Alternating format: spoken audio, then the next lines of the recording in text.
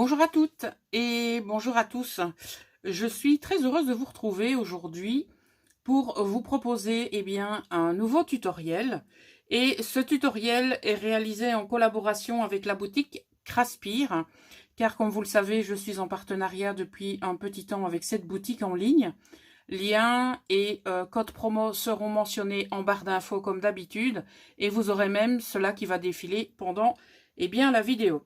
Alors sans plus attendre, je vais vous présenter le matériel dont vous allez avoir besoin pour réaliser, moi j'ai envie de l'appeler tout simplement un folio, donc qui vous permettra de noter pas mal de choses. Donc c'est quelque chose que vous pouvez glisser dans votre sac à main et qui vous permettra également d'y ranger d'autres choses. Donc que sais-je moi, des tickets lorsque vous allez faire votre shopping, votre liste de courses, des petits pense-bêtes pour ne pas oublier certaines choses. Bref, vous pourrez y mettre ce que vous voulez, vous pourrez mettre des petites notes. Pourquoi pas, si vous êtes dans les transports en commun, notez les vidéos YouTube que vous devez faire ou tout un tas d'autres choses. Voilà. Alors, les produits qui m'ont été envoyés par Craspire et dont je vais utiliser une partie pour ce tutoriel, sont ceux-ci. Si vous vous souvenez bien, lors de mon haul, je vous avais présenté ces papiers à lettres, voilà, qui étaient fournis avec leurs enveloppes. Alors, vous allez avoir besoin de 4 papiers à lettres, donc en voilà un en A4, et j'en ai déjà plié 3. Alors, je ne les ai pas pliés tous exactement à la même mesure. Le but est de prendre donc une des trois enveloppes, je dis bien, que j'ai préparées ici. Ok, donc il vous faudra 3 de ces enveloppes. Et le but est que les papiers que vous avez pliés ne dépassent pas des bords de votre enveloppe. Vous verrez pourquoi tout à l'heure. Il nous restera donc à plier un de ces papiers. On le fera ensemble tout à l'heure. Vous aurez également besoin de papier décor. Vous allez me dire, elle nous sort encore sa collection de la dernière fois. Oui, parce que cette collection, je l'aime beaucoup. Donc, j'ai pris, vous voyez, c'est du papier qu'on pourrait très bien réaliser soi-même. Mais c'est une collection que j'ai achetée sur Etsy. Voilà. Et vous allez avoir besoin d'une grande enveloppe comme ceci qui va nous servir de couverture. Alors, un massicot ou une règle et un cutter. Vous aurez besoin de colle, vous aurez besoin d'un petit pic comme celui-ci, vous aurez besoin de fil et d'aiguilles parce qu'on va tout simplement relier les pages que nous allons plier à notre structure, d'accord? Vous aurez besoin éventuellement de crayons de papier, de ciseaux, un plioir, une petite règle. Voilà, je pense que c'est plus ou moins la totalité des choses que vous devez préparer. D'accord? Alors, ce qu'on va faire, c'est plier la dernière page. Pour savoir comment la plier et surtout à quel endroit, j'ai pris mon enveloppe, j'ai mis mon papier ici et donc je fais glisser mon papier pour tout simplement le plier. Et regardez effectivement que ça ne dépasse pas. Donc, je mets bord à bord. Je fais mon premier pli. Donc, on voit bien ici que ça ne va pas dépasser de ce côté-là. Et que ça ne va pas dépasser de ce côté-là non plus. Et ce qu'on fait maintenant, on retourne son papier. Et on le plie à l'endroit où on veut. Pour que lui aussi, reste dans les lignes en quelque sorte. Pour que ça ne dépasse pas de l'enveloppe. Voilà, et c'est déjà fait. D'accord? Donc, je vais remettre l'enveloppe avec les deux autres. Et on va commencer par s'occuper des enveloppes. La première enveloppe, nous allons la glisser. Enfin, on va plutôt dire que la deuxième enveloppe, on va la glisser dans la première, comme ceci. Et ça va nous faire comme une sorte de pochette. Donc, il faut que ce soit bien mis. Donc, vous allez directement ici à la butée des deux enveloppes. Voilà. Vous voyez, comme ça, quand vous allez les replier, ça va vous faire ceci. OK? Donc, là, c'est OK. Ce qu'on va faire, tout simplement, on va mettre de la colle pour fixer nos deux enveloppes.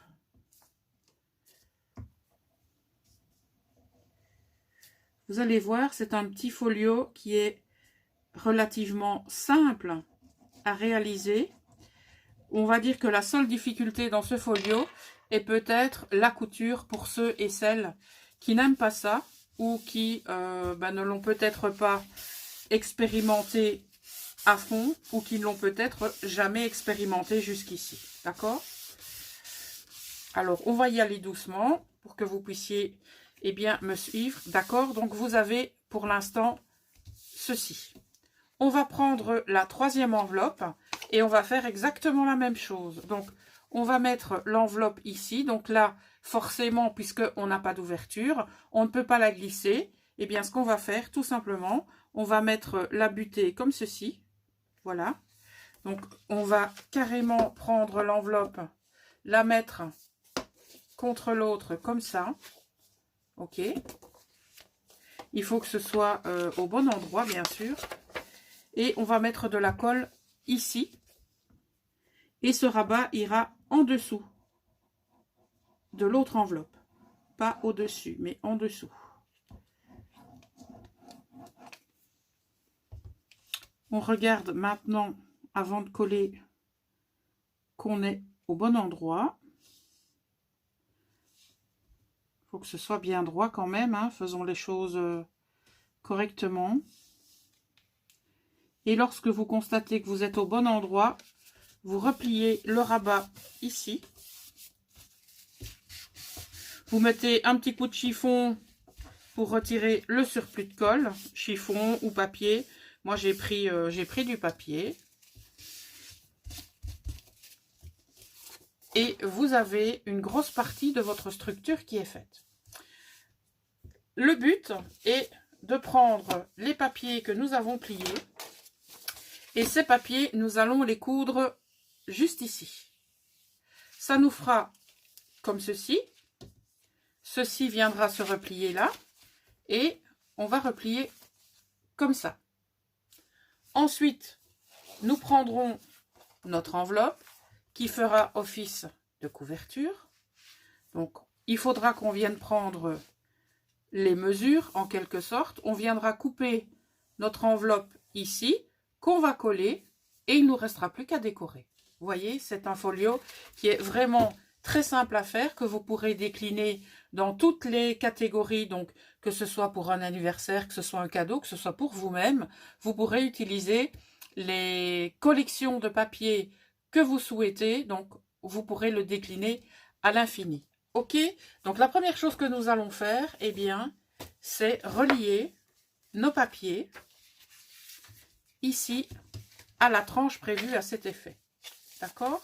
Alors, vous mettez votre papier comme vous le souhaitez. Donc, soit vous le prenez comme ça. Donc, le but est bien évidemment de mettre une des rainures ici que l'on va coudre. Moi, j'ai plutôt envie de les mettre comme ça, mes papiers. Ok? Donc, on va les mettre les uns dans les autres. On va voir un petit peu comment on va faire ça. Non, ça n'ira pas parce qu'il faut qu'on ait, voilà, il faut qu'on ait un rebord, pas un bord, un creux plutôt. Alors toi, tu vas venir ici, à l'intérieur, et toi, tu vas venir, donc ça veut dire que ça va se présenter comme ça va se présenter comme ça. Donc toi, tu vas venir comme ça.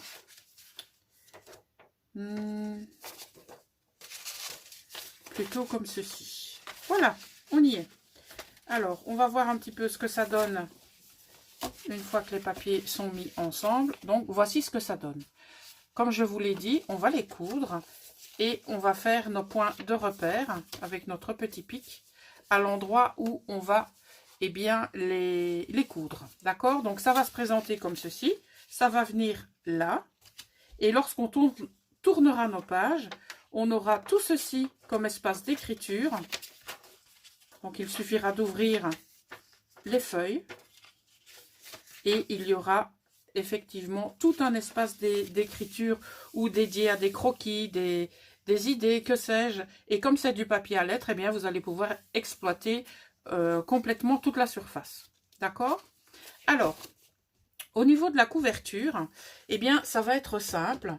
on va coudre la couverture en même temps que l'on va coudre les signets. D'accord? Alors, ce qu'on va faire, avant, je pense que c'est mieux de le faire maintenant, avant de coudre nos papiers, on va prendre les mesures de notre fameuse couverture. Donc, on va ouvrir notre folio. Comme c'est pas très épais, eh bien, on peut se permettre de ne pas laisser grand-chose à gauche, à droite, en haut et en bas. Je vais prendre une petite mesure comme ceci. Les personnes qui me connaissent, eh bien, savent que dans ce genre de cas, je ne mesure pas en haut, en bas, etc. Je mets une petite marque. Je prends mon massicot. Je me place à l'endroit où j'ai fait mon trait. Voilà. Et tout simplement, je coupe mon enveloppe. Ceci, on le garde précieusement parce que ça peut nous servir de pochette pour un autre projet. Je vais coller l'intérieur de mon enveloppe. Donc, je vais mettre de la colle à l'intérieur et surtout sur le bord. Voilà, je prends mon petit morceau de papier, je prends l'autre et on y va, on colle. Vous pouvez prendre du double face, mais je pense que dans cette situation, le double face me paraît un petit peu compliqué à utiliser. Voilà. Alors, ce qu'on peut faire déjà maintenant, c'est le plier en deux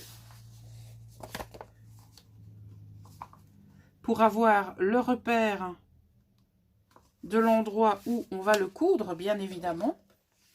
Vous prenez votre plioir pour, hop là, pour mettre tout ça correctement. Et ça veut dire que on a déjà pas mal avancé sur eh bien, ce folio. Ça veut dire que ça va venir comme ceci. D'accord? Et nos pages vont venir comme ça. Et lorsque nous aurons terminé, voilà comment ça va se présenter. D'accord? On va maintenant marquer les endroits où nous allons eh bien, faire nos perforations. On a deux possibilités. Soit vous êtes vraiment très pointilleux et pointilleuse, alors vous allez mesurer peut-être au niveau du bord, de la moitié, etc. Me concernant, pour ce tutoriel, je vais y aller à l'œil. D'accord? Vous pouvez très bien y aller à l'œil dans ce tutoriel parce que ça ne vous mettra pas en défaut et ça ne va pas abîmer votre création. D'accord? Alors, les papiers, bien sûr, on les met au bon endroit parce que il ne faut pas se rater. Donc, quand vous faites une couture comme ceci avec différents éléments, eh bien, vous devez vous assurer que tous les éléments sont à la bonne place avant de faire vos perforations. Donc, vous pouvez tenir le tout comme ça ou vous pouvez, si vous n'êtes pas sûr de votre coup, y mettre une petite pince pour retenir le tout. Alors, j'ai sorti mon tapis de souris parce que lorsque je fais des perforations, eh bien, je n'hésite pas à prendre mon tapis de souris. D'accord? Donc, on vérifie bien que tout est bien mis ici au niveau de l'endroit où on va percer. Ok? Alors, je fais une perforation plus ou moins au milieu. Voilà, donc c'est perforé. Vous avez vu le petit pic qui passe vers vous. Je fais la même chose à gauche. Et je fais la même chose à droite. Voilà. Eh bien, mes perforations sont faites. Au niveau du papier, au niveau de l'enveloppe et au niveau de l'enveloppe couverture. Je prends maintenant mon aiguille et le fil. Et on va prendre 2 fois et demi la longueur de la grande enveloppe. Donc voilà une fois. Voilà 2 fois. 2 fois et demi et on coupe. Bon, moi, je prends comme ceci. Voilà. Vous prenez votre aiguille. Vous enfilez le fil, la cordelette, ce que vous utilisez d'habitude pour vos reliures. Moi, c'est de la cordelette cirée que l'on utilise généralement pour le cuir. Mais j'ai trouvé ça chez notre tonton Ali et je vous avoue que j'en suis très satisfaite. Alors, quand on coud, on a deux possibilités. On peut mettre la fermeture, donc les nœuds, à l'intérieur de notre projet ou à l'extérieur de notre projet. Si on veut le mettre à l'intérieur, eh bien, on commence par l'intérieur. Si on veut le mettre à l'extérieur, eh bien, on commence par l'extérieur. Et dans ce cas précis, je voudrais que les nœuds se trouvent à l'extérieur de mon projet. Alors, je passe mon aiguille. J'essaye de le faire en une fois, mais si je n'arrive pas en une fois, je peux retirer les couches et regarder où je suis, tout simplement. Vous voyez, donc vous retirez ici, vous passez au niveau de vos papiers. Voilà. Est-ce qu'on est au niveau de tous les papiers? Non, il nous en manque un. Voilà, les papiers c'est fait et nous y sommes. On tire. On tire jusqu'où? Eh bien, jusqu'au moment où il nous reste un morceau de fil, plus ou moins comme ceci. Et on continue. Donc, on va à gauche ou à droite. Ça, c'est vous qui décidez. Et on a déjà fait une bonne partie. D'accord? Maintenant, on va rechercher, on va tout au bout. Donc, on va dans la perforation du bout pour aller récupérer, eh bien, le dernier trou qu'on a fait ici. Voilà. Et qu'est-ce qu'on va faire maintenant? On va repasser par le milieu pour pouvoir aller faire notre nœud à l'extérieur de la création. On retourne. On fait comme ceci. Alors, on met un fil de chaque côté et on tire. Bon, pas comme une brute, hein. Il faut que le fil ici, vous voyez, il n'est pas bien, voilà, il n'était pas bien tendu. On vérifie que là, c'est bien tendu aussi. D'accord? On fait un premier nœud.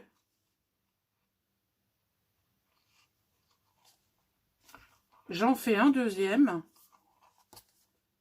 Et je vais même en faire un troisième. On verra par la suite si on fait quelque chose avec ceci. On retire notre pince. Et on voit si j'ai pas commis d'erreur.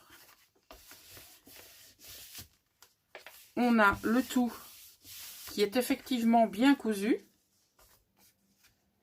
D'accord? Ça va se fermer comme ceci, comme ceci. Et voilà comment ça va se présenter. Ok? Pour le fermer par la suite, on a plusieurs possibilités. On peut, par exemple, tout simplement prendre une pince comme ceci et le fermer comme ça. C'est une possibilité. La seconde possibilité, c'est de prendre sa crocodile ou sa perforatrice, faire deux trous là, y mettre un œillet et y passer soit de la dentelle, du fil, de la ficelle, comme on veut. Ou ce qu'on peut faire également, eh bien, c'est coller ici un ruban qui va dépasser comme ceci avant de coller notre papier décor. Moi, personnellement, lorsque je sors un carnet, j'aime bien que ça aille vite. Alors, je préfère utiliser ce type d'outil. Voilà, maintenant, c'est à vous de décider comment vous voulez fermer votre folio. Ok? Maintenant, il reste la partie décoration. Je vais tout simplement recouvrir ce papier, celui-ci, celui-ci et celui-là. Et je vous retrouve juste après. Me revoilà. Comme je vous l'ai dit avant de couper cette vidéo, j'ai embelli notre folio. Je lui ai mis donc du papier décor ici. Je lui en ai mis à l'intérieur et vous voyez qu'il y a une bande ici qui n'est pas décorée. Je vais juste vous expliquer pourquoi dans quelques instants. Donc là, nous avons une pochette pour ranger nos tickets, nos petits pense-bêtes, etc. Là, nous avons tout notre espace écriture pour mettre toutes les choses qu'il faudra se rappeler, nos prévisions, nos envies, les futures vacances. 2 espaces de rangement ici et là. Si vous vous souvenez, on avait collé notre rabat derrière, c'était pas très joli, alors je lui ai mis du papier décor également. Et ici, nous avons du papier décor quasiment sur toute la page. Alors, tout à l'heure, souvenez-vous, lorsque j'ai coupé l'enveloppe, je vous ai dit, gardez précieusement le reste de l'enveloppe, ça pourra vous servir de pochette. Alors, si vous êtes comme moi et que vous aimez les endroits de rangement, eh bien, nous allons ajouter une pochette à notre folio. Bon, vous pouvez le constater, la pochette est un petit peu grande. Ce qu'on va faire, eh bien, on va tout simplement la raboter. Vous prenez votre massicot. Je ne mesure pas encore une fois. Et je rabote. Voilà. On va ici maintenant fermer notre enveloppe. Je vais lui rajouter un petit point de colle. J'ai coupé le bout de mon distributeur de colle en biseau pour avoir plus facile pour l'étaler. Mais je me rends compte que c'était pas une bonne idée. On scelle le tout.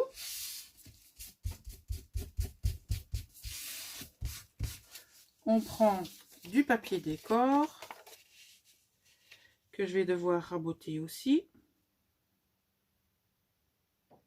En fait, j'aurais dû préparer du papier A4 pour eh bien, augmenter la surface de décoration. Mais comme j'aime bien ceux-ci et que le craft ne me dérange absolument pas, bien au contraire, j'ai décidé de garder ces papiers et de laisser un espace visible en craft. On va maintenant garder cette partie-ci au-dessus. Et la partie où on a collé notre rabat, c'est celui qu'on va coller sur notre pochette. On pourrait éventuellement, si on le souhaite, raboter un petit peu la pochette. Mais comme on est sur la largeur de l'enveloppe, on peut très bien le laisser comme ça. Je me suis dit, en recouvrant les papiers, ce serait peut-être une bonne idée de placer la pochette, qui est donc le reste de notre enveloppe. Ça fera donc un espace de rangement supplémentaire. Vous voyez, il n'y a absolument rien de compliqué. C'est un petit tuto qui est abordable, qui peut être réalisé tel quel ou qui peut être modifié selon vos envies ou selon la manière dont vous aimez scraper. Et donc, grâce au papier à lettres et aux enveloppes que j'ai choisies sur la boutique Craspir lors de notre 7e partenariat. Et oui, c'est déjà le 7e. Et je peux vous dire qu'au niveau de la boutique, vous avez plusieurs possibilités au niveau des combos papier à lettres et enveloppe. Donc, vous n'avez pas que ceux-là. Vous en avez bien d'autres. Donc, si vous souhaitez obtenir des combos enveloppe papier à lettres, eh bien, n'hésitez pas à vous rendre sur la boutique.